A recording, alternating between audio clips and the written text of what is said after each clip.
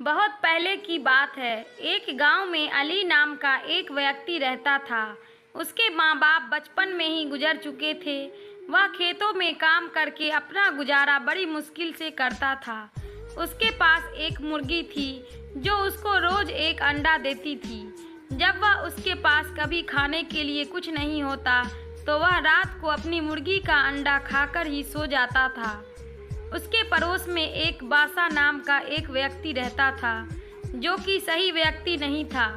जब उसने देखा कि अली अपना गुजारा सही से कर रहा है तो उसने एक दिन अली की मुर्गी चुरा ली। जब अली घर पर नहीं था, इसके बाद बासा मुर्गी को मारकर पकाकर खा गया।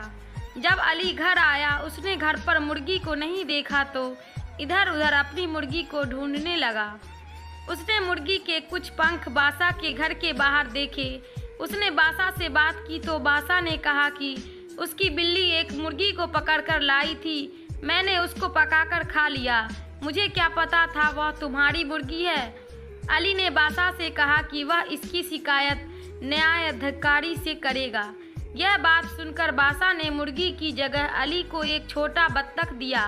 अली ने उस बत्तख को पाला, जिससे कुछ दिनों बाद वह बत्तख बड़ा हो गया और अंडा देने लगा। एक रात को जब बहुत बारिश आ रही थी, एक साधु भीगता हुआ रहने की जगह मांगने के लिए बासा के घर पहुंचा, लेकिन बासा ने उसको मना कर दिया। इसके बाद वह अली के घर गया। अली ने उसको रहने के लिए जगह दी और खाना भी खिलाया। अगली सुबह वह अली के घर से जाने लगा, लेकिन जाते हुए उसने अली के बत्तख के सिर पर हाथ फेरा। इसके बाद बत्तख ने अंडा दिया तो वह सोने का था। अली यह देखकर बहुत खुश हुआ। अब बत्तख जब भी अंडा देता तो वह सोने का होता था। सोने के अंडे को बेचकर अली की सारी गरीबी दूर हो गई, लेकिन फिर भी वह साधारण जिंदगी ही जीता था। एक दिन बासा ने बत्तख को सोने का अंडा देते हुए देख लिया और वह न्यायाधिकारी के पास गया।